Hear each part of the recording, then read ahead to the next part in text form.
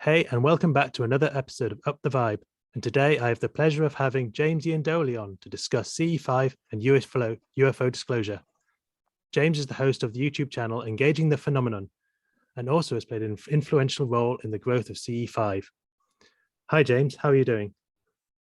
Hey, I'm doing great, Joe. Thanks for having me on. Is it okay if I call you Joe? Yeah. That's perfect. Cool. Thanks. I wonder if you could start by introducing yourself a little bit and give us a brief overview of your background, in particular regarding any experiences you've had, which may have been catalysts towards becoming interested in the UFO phenomenon. Yeah, for sure. So obviously, everybody here knows my name is James, and I created Engaging the Phenomenon around 2018. But I got involved in the UFO subject much earlier on than that. I had experiences when I was very young, but then even when I was young, I had what you can call metaphysical experiences, lack of a better term. And because of those experiences, I always had like an open mind to things regarding consciousness. At a younger age, I didn't have that terminology for it, but things like out of body experiences and ESP, psychic phenomena, always were interesting and intriguing to me because I had, again, certain experiences revolving around that. So even in elementary school, I was picking up like UFO books in the library, and I found them very interesting because I had, when I was younger, you can say, encounters with entities that at that time were, those experiences to me when I was younger were more jarring, frightening, just because I didn't know what was going on and have a framework for it. Okay. But I didn't at that time. Well, I was going to say I didn't at that time attribute it to the UFO phenomenon. It wasn't until many years later when I saw that there may be some kind of correlation. But really, when things picked up for me regarding UFOs was in 2007.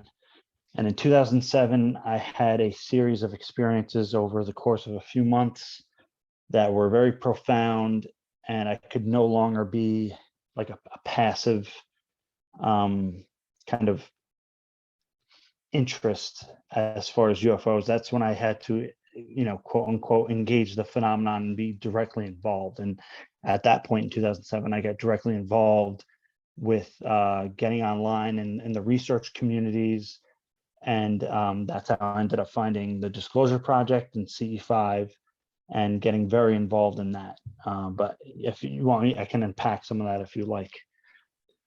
Yeah, I mean, it sounds like you've had experiences growing up that have influenced that, and it's it's hard to hear that it was quite jarring at the time. What do you mean that the experiences themselves were quite jarring, or would you say that afterwards you had this kind of jarring impact from them? Would you say? So kind of both, but I mean the experience itself, the younger ones, again, because I'm Yeah. literally maybe 5, 6, or 7 years old and have entities in my room that I had at nighttime, and I didn't know what they were, and I could hear their thinking. And that, to me, again, at that Yeah. age, I didn't know what to make of it. I had nothing to correlate or connect it with. Possibly And ghosts or again, something, maybe. Would that be sort well, of something you knew about? so that's Yeah. that me as a younger kid, the only thing I could relate it to maybe was something like that.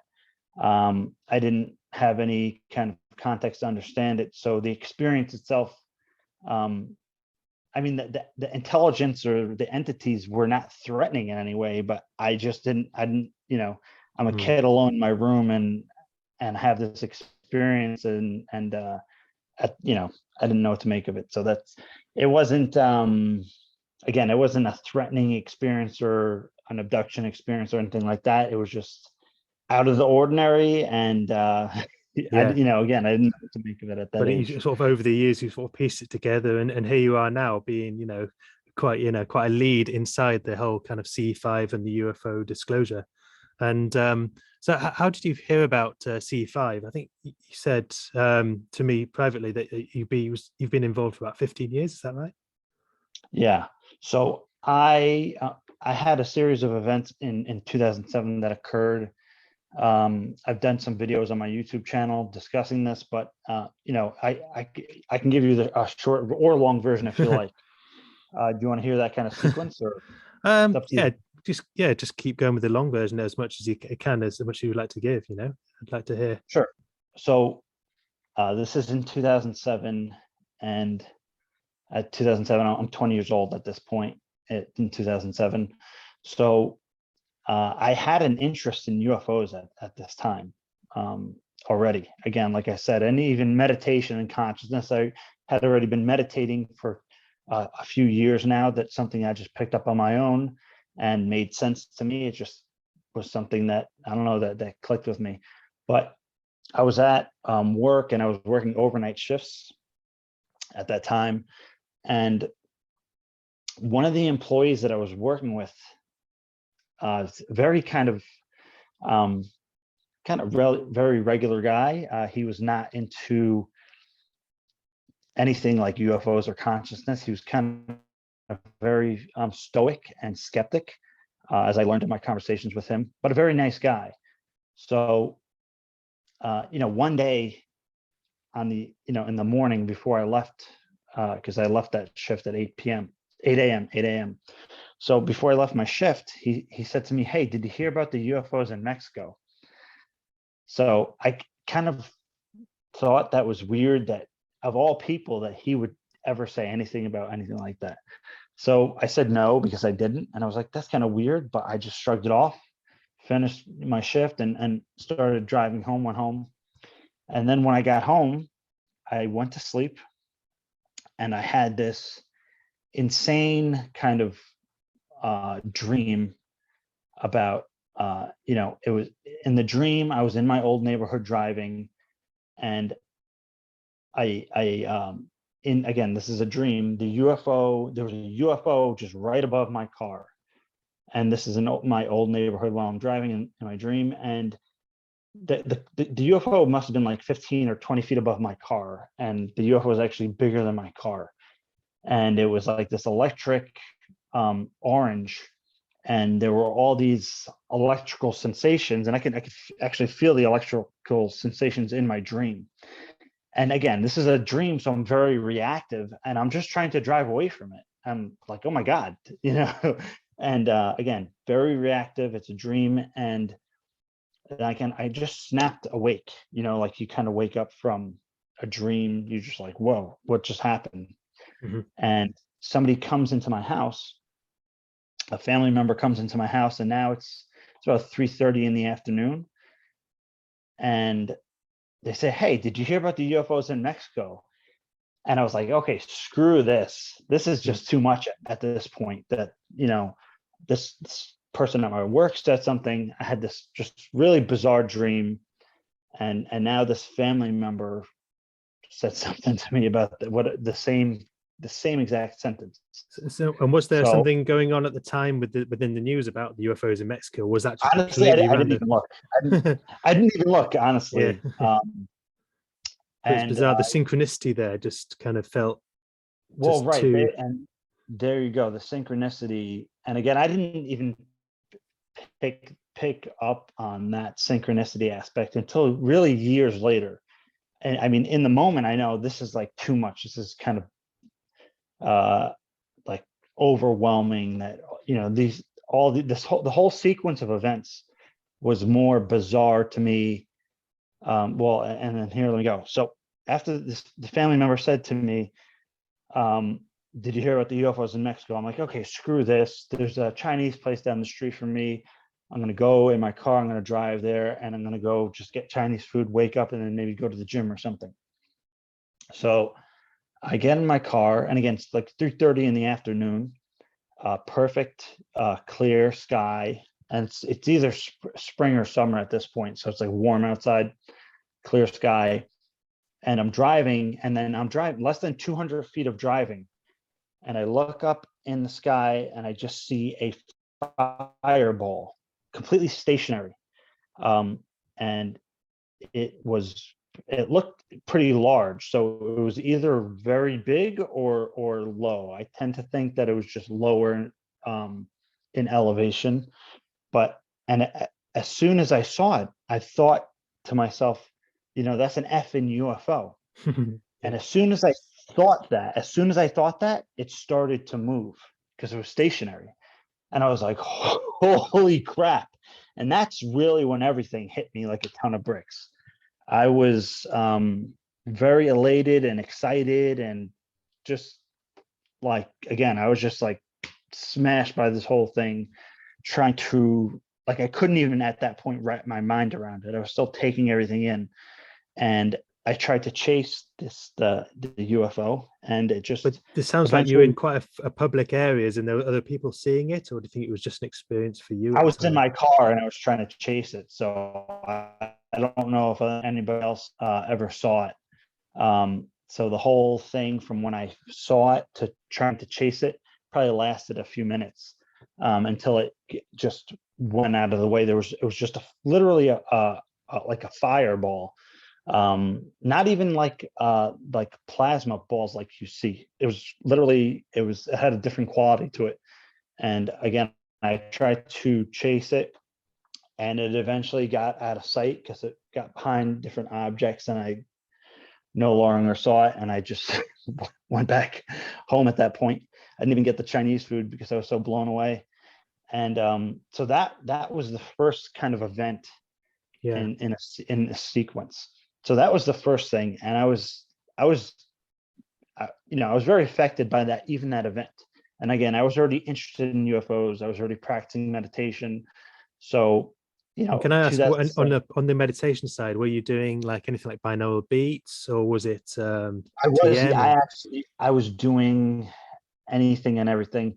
When I started in around 2007, I was doing primarily so I really started with Chan and Zen, but of like the Shaolin context. So Shaolin martial arts also includes like a Taoist slant on Chan Buddhism. So generally in Chan or Zen, you're doing shikantaza, just sitting. But in the Shaolin form, they include aspects of Taoism, which include almost like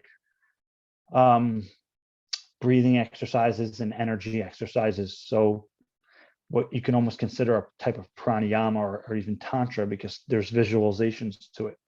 So I started with that, and somewhere shortly after, either I don't know, between 6 months and a year, I already started doing what people would consider Merkaba meditation, that I found through Drunvalo Melchizedek's work in the Flower of Life stuff. This is in 2007. This is a long time ago. So at that time, I was just looking into all the stuff and practicing all the stuff. I had, nowadays I'd be less, investing my time in different stuff like that, I guess, because it's, some of that can be considered new agey, and I understand there's a kind of flowery aspect to those things, and some of them can take you on a ride in a sense where you're not getting down to the work. Not to speak down on any of it, all of it. I mean, again, I wouldn't be here without all that stuff. But so anyways, I was at that point, I was doing a kind of Chan. So I had a root in Buddhist meditation, but also it had aspects of Taoism to it. And again, the Merkaba stuff really at a very early time. So this is in your 20s, isn't it? You said. I was 20 years old, yeah. And at that time I was already practicing for about 2 years of doing the meditation stuff. So that was like the main kind of stuff I was doing. I wasn't into TM and mantras as much at that point, which I did get into with Dr. Stephen Greer's work. As people will know, he teaches his version of transcendental meditation through his cosmic consciousness. Mantra meditation is essentially a form the city or advanced TM practice. But so that one event to me was very profound, and I started looking more feverishly into UFOs and stuff on the internet. And but even before I found Dr. Stephen Greer's work in CE5, so just maybe 2 months after that, 3 months tops, I actually got into a car accident in the same, and I didn't know, I didn't put this together until years later, but I got into the car accident in like the exact same spot where I saw that first UFO. That wasn't a near Which death is- experience type thing, was it? Or was it? It kind of was. Okay, Yeah. so I call it a trauma-induced OBE. During the experience, it felt like a near-death experience because I literally had the awareness to think, okay, now this is it.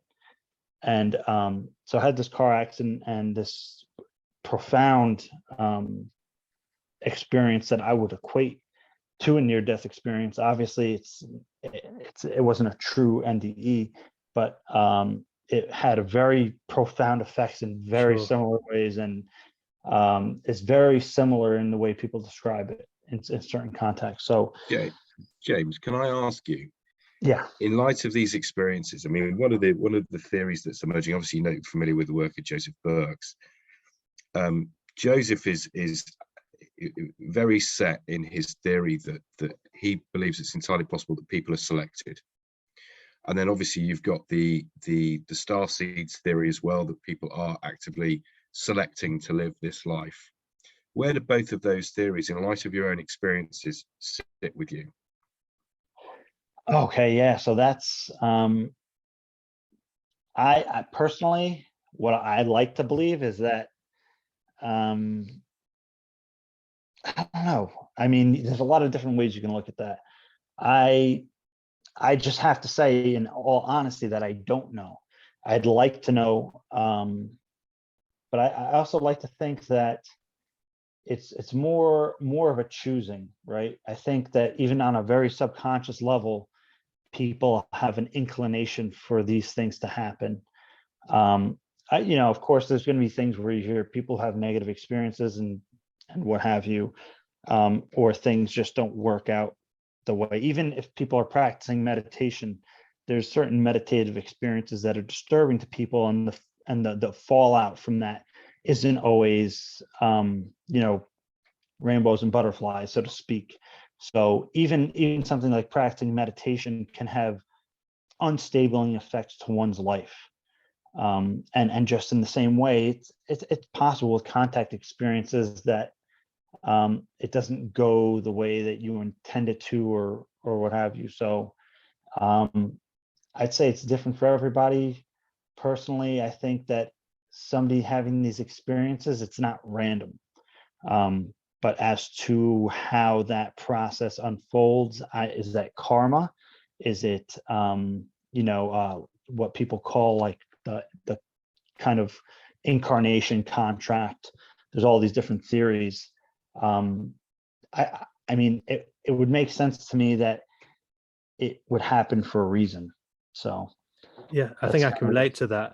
My experience from when I first started really getting interested into the UFO topic, that I felt I was getting eased into a lot of other topics as well at the right time for me to be able to take in this new paradigm, this world shattering stuff that that you can hear, especially when talking about some of the deep state aspects and some of the other sides to the story. And but when I looked back at when I started to look deeper down the rabbit hole, I found that it was almost structured for me as a person, how quickly I could take it. I don't know if that's what you're relating to in terms of the sort of the karmic aspects.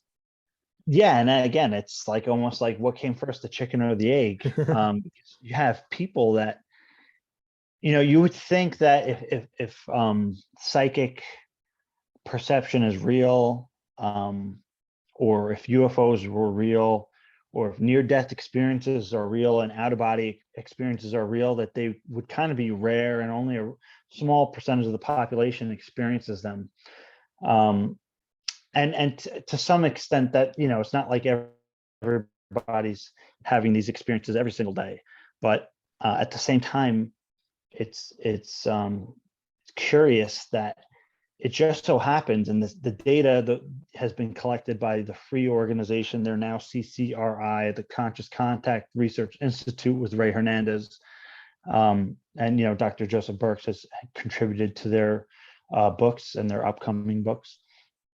And that, if somebody has a UFO sighting, it just so happens that they're actually more likely to have some kind of psychic experience or precognitive experience, or even a near-death experience, which is highly bizarre in the kind of current materialistic paradigm. It doesn't make any sense, but that's what the data shows. Yeah. So there's got to be something to that. What we don't understand, whether it's a kind of quantum entanglement with something, if it's whether one of these experiences is kind of opening your awareness to those possibilities, and therefore it's more likely to happen because you're aware of it. I'm not sure, but that the data shows that if you have one of these experiences, you're more likely to have the others. So I have a background a little bit in Eastern traditions, and I appreciate some of their philosophies. So maybe the karmic aspect is one lens to look at it through, but there's certainly others. And again, like the soul contract, as people say, obviously I can't verify that, but there's something interesting about that to me. Yeah, there's sort of like a hidden but a perfect structure to how consciousness is developing and expanding throughout everything. Everything going on. There's a hidden hand going on. It seems how it all unfolds, but we don't know. Don't know why. It all seems random from here, perhaps. Yeah. On some levels. I mean, but again, it just so happens this, even in the Eastern traditions, when they're talking about the awakening experiences, their literature is filled with, what we would consider psychic phenomenon and interaction with non-human intelligence. It's in all the, the devas, and it's in all the Eastern literature, and they say as you awaken, you kind of awaken to these other realities as well. Yeah, So definitely. I think there's something to that. And I think the Western sort of materialist view has been going in probably say the wrong direction, but certainly needs to check its course, I think, and be more mindful of those Eastern traditions as it expands, in consciousness. Yeah, well, and it's funny because the Western, if we want to call it the Western traditions now, science is only, I mean, the discoveries that are currently going on in science today are only, kind of opening to these possibilities. It's as our science and sensors and data increase, we see that the universe is way more vast than we ever thought, and that to me only opens up, again, the possibility for all these realities to exist. 30 years ago, we weren't talking about exoplanets like we are today. Now, the James Webb Telescope is out there, and I'm sure they're going to detect other Goldilocks planets, and actually have visual images of other planets that are similar to Earth in different ways, which we would associate with the capability of producing a life. So I think that Western science is only going to see more and more, whether it's they come kicking and screaming, that the potential for life out there is almost at this point inevitable. It's inevitable that I think it's teeming with life out there. I think we're only going to discover that more and more. Not 30 years ago, if you said something about water on the moon or Mars, they'd say, "Oh, that makes no sense." Now we know that there was water on the moon and Mars, and there's a ton of data for it, and we are only finding more to confirm that. They're talking about microbial life on Mars. And for some people, they need those little bits, and they need those little stepping stones to come along for the ride, so to speak. And there's only more data that supports these ideas, like extraterrestrial life and even different dimensions.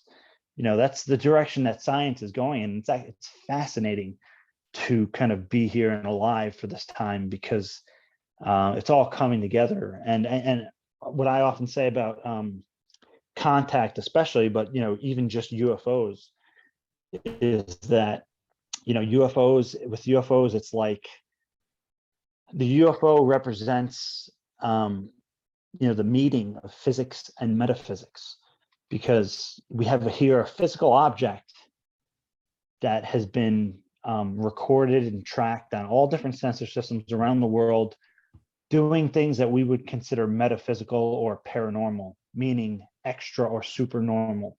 If we just want to take the Tic Tac, the Nimitz event in 2004, for an example, you had an object from 80,000 feet elevation coming down to 20,000 feet elevation in less than 1 second. And it was tracked on radar on one of the best radars in the entire world, in Spy 1, that was recorded from the USS Nimitz.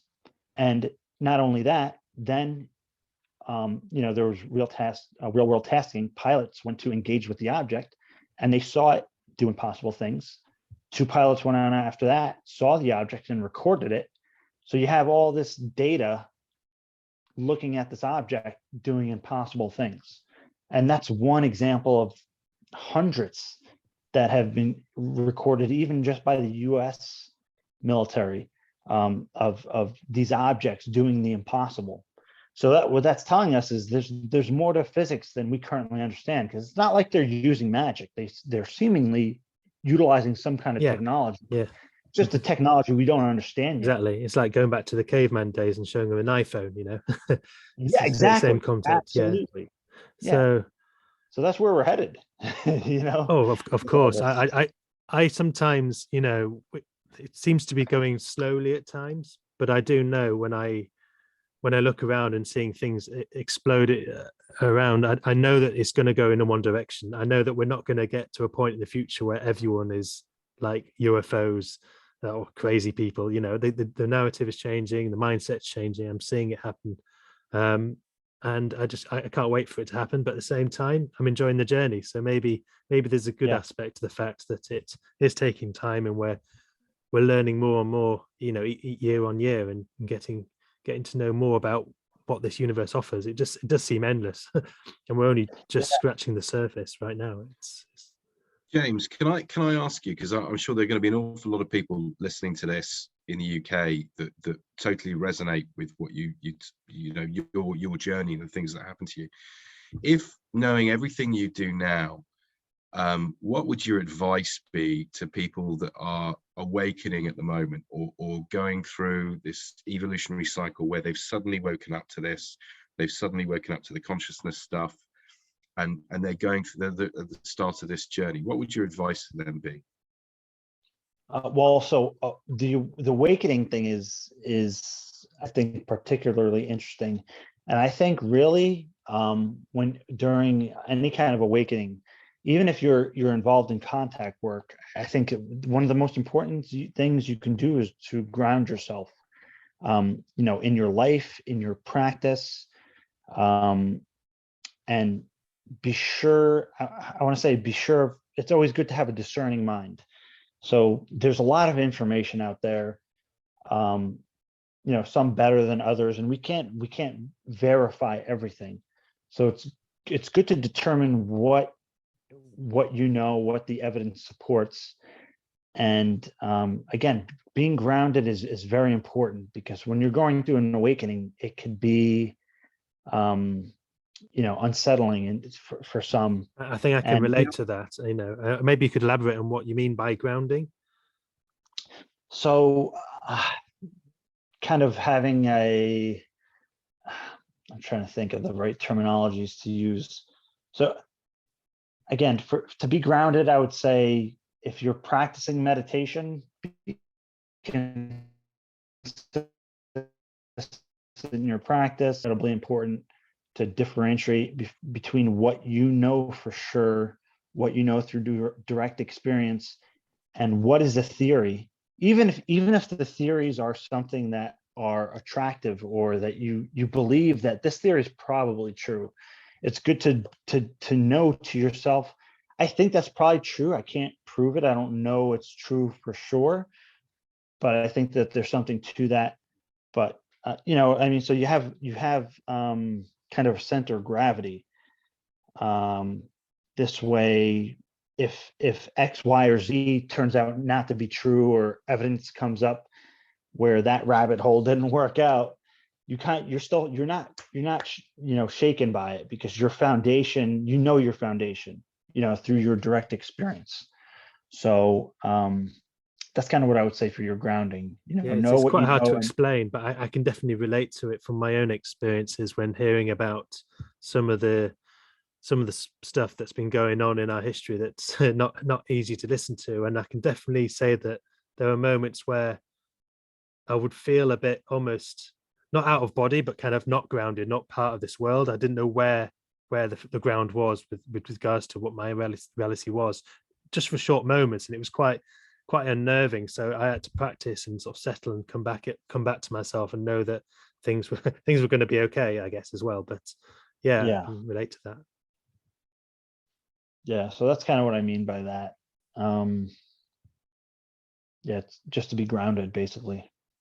Very good. Yeah.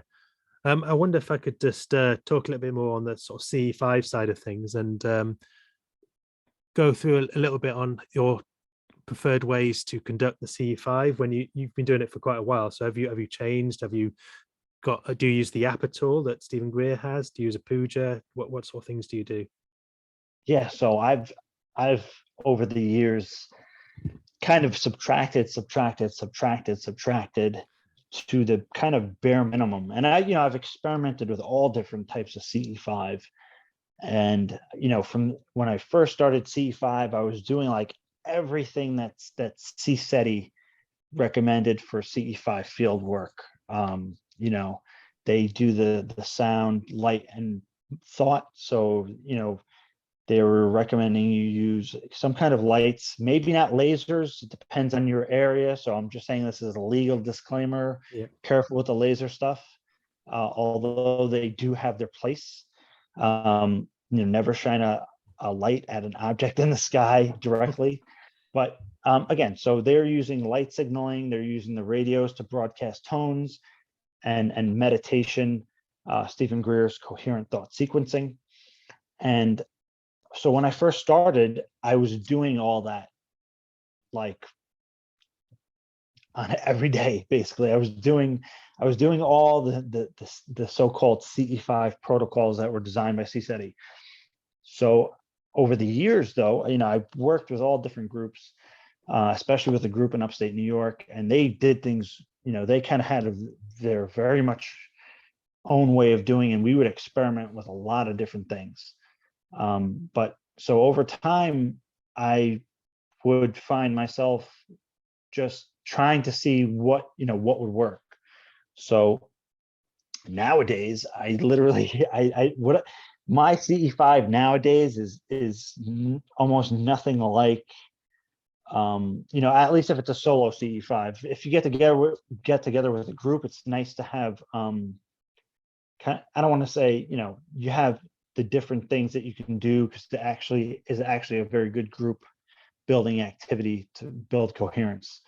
But if it's just me by myself, I'm literally just doing a meditation somewhere, and whether I'm inside or outside, if I'm inside, I'm doing a meditation inside, and I'll do anywhere from, you know, 10 minutes to an hour to whatever, depending on my meditation routine.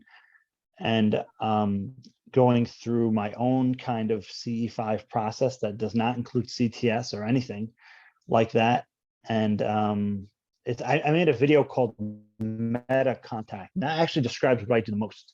And that version of, you know, CE5 is literally all about connecting. And it's meta is a practice in Buddhism It's called loving kindness, but it's also, you can call it well wishing.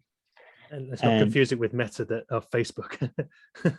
yeah, right. It's METTA. Okay, TTA, And yeah. yeah, and it means loving kindness, but it can also mean in a Western context, well wishing.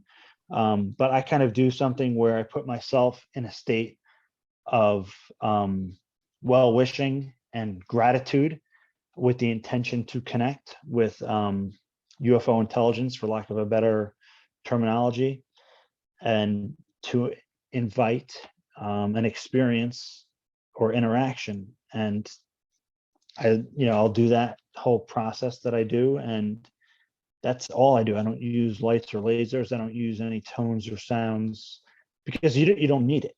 No. Do you have But like a EMF machine, or do you take videos or anything like that? Or you know what? I recently got a night vision and I haven't used it that much. I got a psionics, but I'm going to start this year. I'm going to be doing a lot of tutorials on my channel. So I'm going to be doing a lot of tutorials. The equipment is really great too. Again, when you're in a group setting, but because of the whole pandemic situation, I've been doing most of my work solo. Finally, going to be doing more expeditions this year, but when the equipment is great when you're with groups as well, just because there's a kind of framework to it, and it's if I'm by myself, I can literally just do anything. Have you tried the modality, the radio modality, like of Jimmy Blanchett's and Mark? I have not tried that yet. No, I haven't tried that yet. Okay, because I've been trying that out, and actually been getting a bit of success in terms of sending out something and getting this sort of what you might think was the interference, but it's having heard them and what they're going through. It's not. There is something to it, and then the radio's silent. So get a lot of pulses coming back, and then it's sort of silent for a while. The radio. So I'm going to be talking to Jimmy a little bit as well in the future and trying to get his understanding, because I think he's trying to decode the signal a bit and get hopefully something out of my own. Yeah, for me at this point, I find it interesting and I'm definitely open to trying it, but I see, for me, a lot of the stuff with the equipment is adding room for error. Although it's like you almost need some kind of documentation. Again, if you're trying to present this work in a public setting and say, hey, look, there's something here that's been recorded that signifies contact. But for me, the only thing that's going to really do it for somebody is the actual experience. And that's why I actually got involved with CE5 to begin with, was because I realized after having, there's another experience I didn't get to describe, but after having these experiences, I quickly realized that the only way that people are going to get this is if they have the experience themselves. You can show anybody look, the Pentagon, the United States government put out videos saying that these are unidentified aerial phenomena. Okay. The Pentagon did that. The United States Navy recorded stuff on the best equipment they have and said, these are UFOs. We did the work. We did the due diligence. We don't know what these are. You still have a portion of the population who is not accepting that. They have a hardcore, bias, and it's just not clicking for them. They're like, oh no, those are drones, or no, that's a plane just going on its side. It's like, no, the Navy just told you they put their best men on it, best men and women on this issue. They, based on all the data they were given, the most powerful military in the world is telling you they don't know what those objects are. And it's still not clicking with people because it's a video. And, the people who do the research and they look into all the other supportive evidence in those cases, kind of most of them get it. But there's people that are just unwilling to look. They see the video, and it could be a CE5 video, or it could be this Nimitz video. And for some people, it's not going to click for most people unless they have the experience. So that's why I really appreciate CE5 and contact work, because I think for you to really fundamentally understand the UFO reality and contact is you have to have the experience. Because I can tell somebody, I can say, hey, you know what, UFOs are here and you can have contact, and they're like, okay, that's cool. But when somebody has that experience, they're like, holy shit, because it clicks then. Yeah. And when I mean clicks, it's not just that they understand it's real. When they have the experience, they understand, holy shit, that this is real. And therefore, there's so much to reality that I did not previously understand that's here. And it's here right now. And again, it doesn't click in Eastern traditions or in Buddhism. You would call this insight, firsthand experience, wisdom training. So you don't have that insight really for most people until you have the experience where you're like, holy shit, this is real. And therefore, everything that I thought about the universe is completely undone, basically.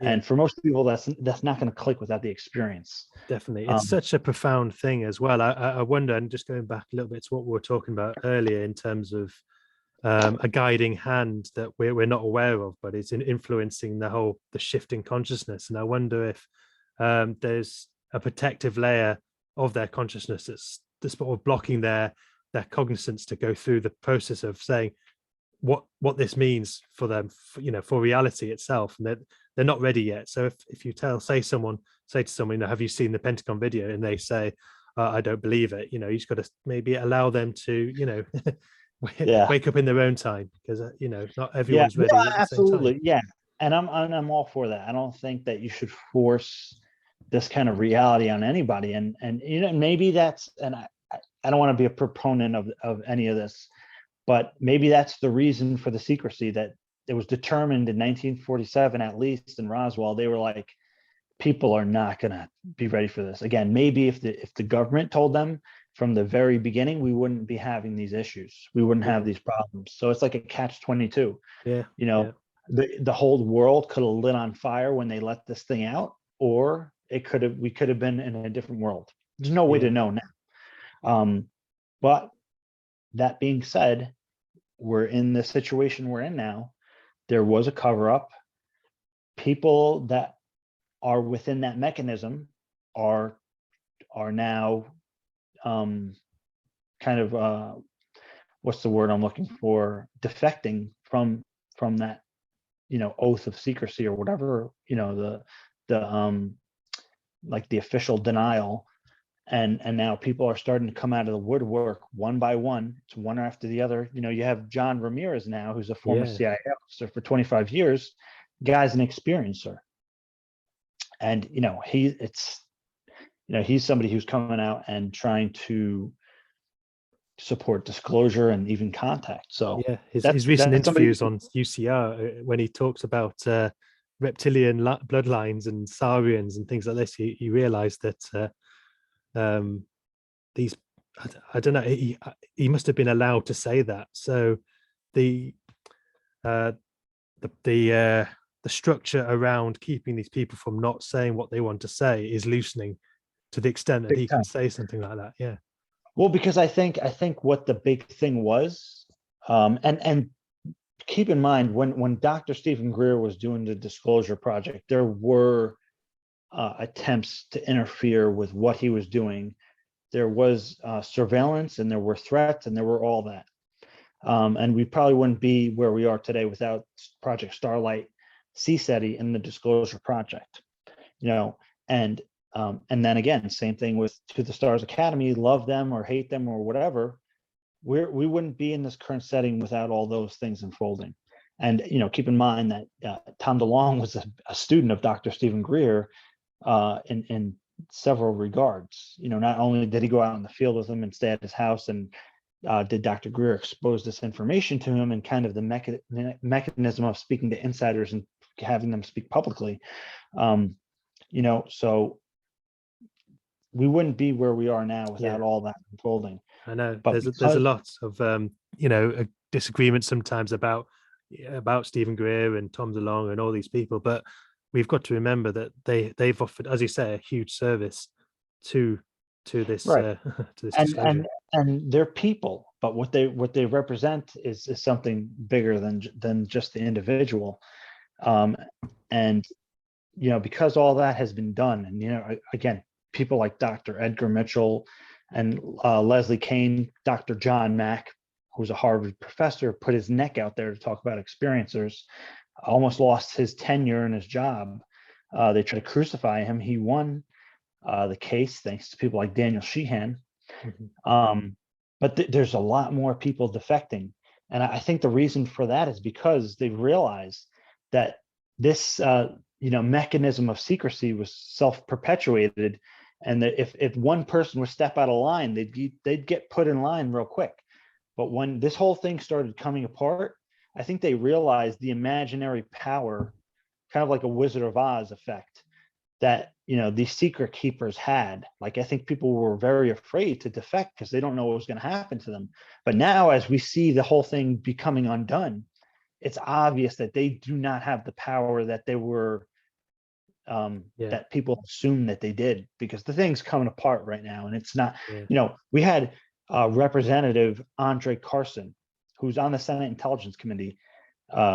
He's talking about this year open hearings on UFOs, and this is just it's a huge development. And I know people are going to say it's all part of some kind of disinformation campaign, but there's a lot of reasons I don't think that's necessarily true. No doubt, if this information comes out, they're going to try to manage it. But I think what we're all going to find is that this is something that, once it's out of the bottle, there's no managing it. I think to some extent there will be a narrative that they're going to use as the go-to, and they're going to repeat and repeat and repeat and hope people kind of fall in line with. But I think that we're going to have a lot more people coming forward and sharing their information and their truth. And that's why I think it's imperative that, people do contact work and CE5 if they're so inclined to, because, forget the middleman, just go straight to the source and have the contact for yourself and make up your own mind of what you think is behind the UFO phenomenon, rather than, taking the word of, whoever it is, the powers that be, so to speak. Yeah, exactly. So what do you think your predictions are moving forward for how long this paradigm shift is going to take, and how it will manifest? Wow, yeah. So I don't think anything's kind of set in stone, but it's clear that we're on a trajectory of some kind of, I hate to use the word, but disclosure. People are saying it's soft disclosure, but lowercase d or uppercase d. Right. So we're clearly on a trajectory of some kind of disclosure, and I don't see it stopping at this point. I don't think at this point in time that it can be stopped, basically. So there's different parts of this, right? There's the kind of human aspect of it, and then there's the UFO phenomenon, or if you want to attribute the UFO phenomenon to extraterrestrial intelligence or interdimensionals or what have you, all the above. That's why I like to use the term the phenomenon. Exactly. Yeah. I think that we're dealing with several different intelligences. I don't think we're just dealing with say extraterrestrial intelligence from different planets. I think that there's more at play than just that. And then again, once you acknowledge the UFO reality, there's other people having different experiences that aren't, again, attributable, especially to extraterrestrial intelligence coming here in crafts. So that kind of disclosure is going to open up a whole other kind of thing, right? So, there's also the account of the phenomenon, right? How is the phenomenon going to respond to these developments? Is the phenomenon at this point going to be more responsive to CE5 field workers? Is because of what's going on a collective level on the planet right now, with more people being open and accepting to UFOs being real, does that mean we're going to have another mass sighting? Does that mean that we're going to have more interactions in CE5 teams? Does that mean that the phenomenon is going to possibly let CE5 workers record better data to present to the public because they know that it's not going to be too hard for anybody to take. It's we're coming to an environment where this is more accepting. So there's all these questions I have, really. I think it goes hand in hand, as in the more people wake up to the possibility, the more that the veil is lifted and the more sightings you see. So the more people get this kind of like, it plays on each other. So, you get more sightings, you get more, and the veil lifts even further. So yeah, I think it's a self-fulfilling train as it steamrolls forward.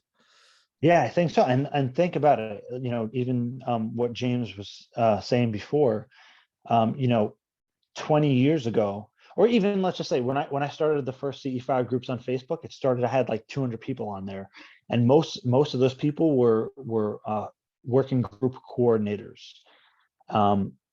And shortly after, so that was like 200 people, and then slowly became 1,000, and slowly became 2,000. And then really after Sirius came out, the film Sirius, for better or worse, there's a lot of controversy with that film, and I understand why. But after that film came out, the number of people who were aware of CE5 and contact work was just way more. It's a tremendous leap. And now just in the CE5 initiative Facebook group, there's almost 40,000 people. But really, the film Unacknowledged was seen by almost 1 billion people. And, I got to give credit where it's due. Dr. Greer did a tremendous job in exposing the reality on contact. He really, in my opinion, has done the biggest job of that with the CE5 initiative and with these films. So when Unacknowledged came out, it was another tidal wave of people finding about CE5, even though in that film there was only a small section focused on CE5. But then again, the CE5 film came out, and it was just another massive tidal wave, and I'd say a quantum shift in the awareness on this planet of CE5 and contact work. So we're in a place now where hundreds of thousands to possibly getting close to 1 million or even in the millions of people are aware of CE5, and that just planting the seed of that idea that contact can happen is a game changer. And we're only at the beginning of it. Sure. In 5 years from now, many millions of more people will have seen that films. Many more, thousands and millions of people will come across your podcast, the work I'm doing, Joseph Burke's work, CE5 UK, the CE5 initiative. There, millions of more people are going to come across this information in the next few years, especially as this, even if you could consider it a soft disclosure.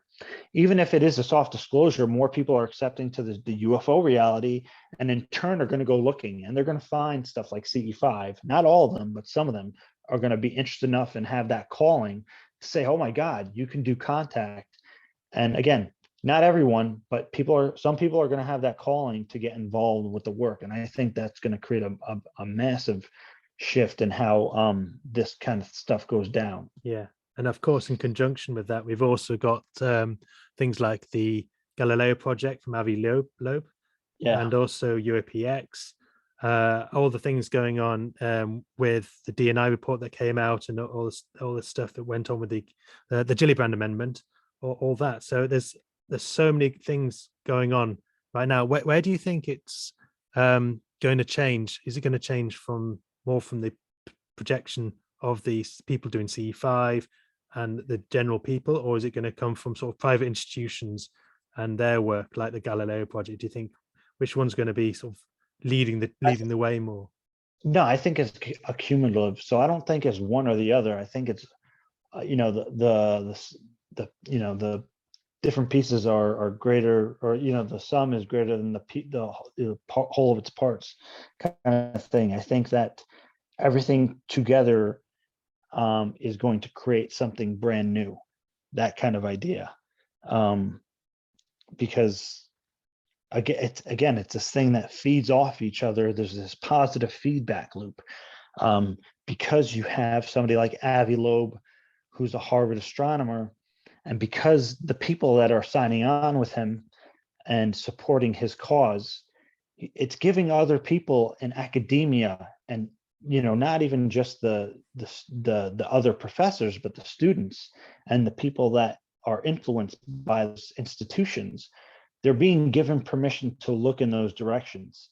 And again, if it's just the planting of the seed of that in the conscious and the collective awareness is tremendous. So it's all of it. I think that there's kind of the different levels to it. I think the contact work is fundamental. If there's a phenomenon here that's interacting with humanity, why wouldn't you want to directly kind of engage with it? And because that's the most direct route, right? But also there's again, you have the Gillibrand Amendment, and in that amendment, they're talking about looking at retrieved technologies. They're basically telling you, they're talking about retrievals. And again, that's very controversial because people don't want governments to take that technology and weaponize it. I think that's something that is almost inevitable, and that's where I don't think we're at the level of the conversation now, where again it's on a political stage to where before you can get into those kind of conversations, you have to admit that non-human technology is in the possession of these governments, and you shouldn't weaponize it because that we could do bad things with it. So we're not even up to that level in the public conversation. But I think all these different fronts are equally important. I don't think we should say, this is the CE5 stuff, and this is more important than the kind of Avi Loeb, Galileo project stuff. I don't see it that way. I think these are all equal fronts that should be pursued, and it's up to us to kind of get along together and share information with each other and respect each other in this field, in the contact field, in the UFO field, and find ways to work together. Because I had somebody who was an affiliate of the Galileo project reach out to me about somehow utilizing CE5 to possibly get something that Galileo could track then. But they weren't like one of the main members of the project. They were an affiliate academic. But so these things can have a way to work together. And I think it's important for us to, especially, if you're a CE5er, if you're on a contact group, you should be respectful of UFO researchers, and vice versa. The UFO researchers should be respectful of the CE5ers or people doing contact work, because the best result is going to be when we work together. So I think as all these fronts being equally important, it's only going to be optimized if the units within it are cooperating. And the funny thing about CE5, from my experience, is that you get this idea that it's going to be about doing a meditation, doing a coherent thought sequencing, and then seeing visuals.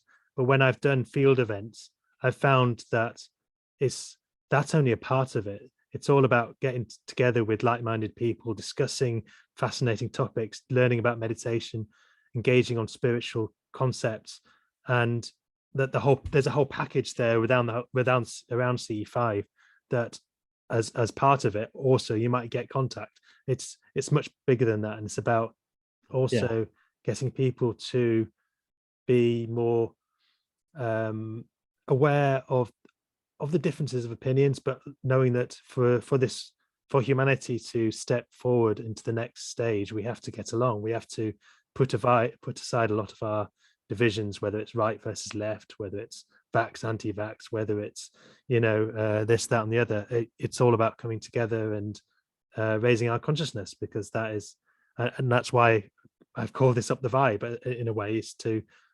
from my perspective, it's we're not going to get anywhere as humanity unless we raise our frequency and become more in unity. And then once we do, the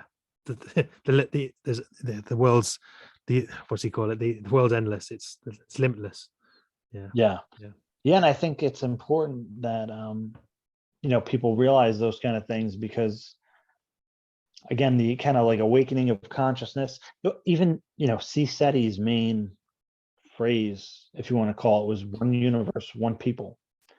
So I think the idea, Stephen Greer had called some of this, ambassador to the universe. But we have to be an ambassador to each other, basically, first, before we can even attempt to kind of really find our place in the universe. How can you find your place in the world if you don't know who you are, kind of thing.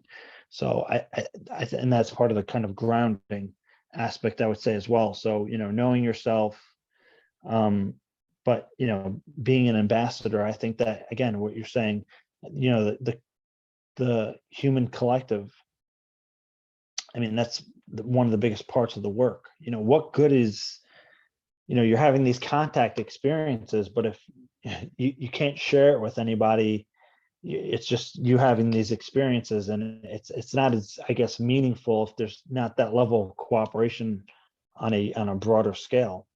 And part of that cooperation is being tolerant and accepting of others, even if people disagree with you. And I think we've come a long way too, even with CE5.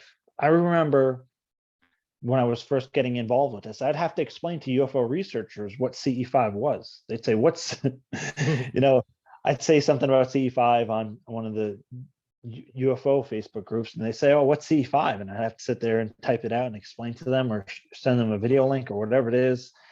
And but we're now in a place where, especially with the younger generation of researchers, there's a lot of young blood in the game, if I could use that terminology from Grant Cameron. But there's a lot of younger researchers really going at this head on now. And I think the majority of like the content creators now are this new crowd of UFO researchers, some that only just got involved, amidst the 2017 ATIP, New York Times piece when they got involved. And I find that a lot of these newer researchers are way more understanding of the consciousness aspect of it. Yeah, sure. Certainly not all of them, but there's a great deal more people. When you say CE5, they're like, yeah, I get how that makes sense. Whereas again, even 10 years ago, that was not the vibe. So I think the majority of people are getting there, and we're at a place now where the conversation on UFOs and consciousness and contact and CE5 is maturing.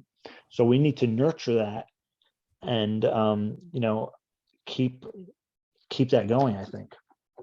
Definitely. I think there's a lot to be said for getting experiences and the scientific community together. It's incredible they haven't been as connected in the past. And I think that will be where the sort of connection between consciousness and science will break through. So that work has been happening, but it's been happening in secret. And it's been happening in secret because of all the ridicule. There's people like Dr. Gary Nolan, who I did an article with in 2018. And, he's been in videos recently, and him and some other people that have been studying this kind of behind the scenes, these people they get it. They have been looking at this for years. They get the whole consciousness thing. But now, the Gillibrand Amendment and these other developments are allowing them to be more public with their work. And in that turn, recruit other academics and other scientists. Yeah. So the some of the data is already there. And some of the data is beginning to be shared. It's just a stigma that's been getting in the way. That was the biggest thing. And now that's dissolving, so many different things are going on in all these different directions all at once. And if you're not accepting of UFOs, you're in for a rude awakening. And there's people like Joseph here and myself and James that will be here for you guys because there's no going back now. And again, we have this scientific approach to the UFO phenomenon now going on. And again, even when the story broke in 2017, people kind of didn't know what to make of it. They kind of didn't want to touch it. Now you have people like Eric Weinstein just going all out on Twitter and all these other social media platforms talking about this, saying like, we need to get to the bottom of this. Why is this not like the most important thing going on? Yeah. I think I saw the light bulb go off in his head not that long ago. When it was like, oh my goodness, what have I been missing out on? It's incredible to see. So, and I think again, that's really the direction we're headed to. And even this year, people that have been working on this on the inside, that this year is going to be really big. And there's going to be more people from the inside coming forward, therefore more scientists getting involved.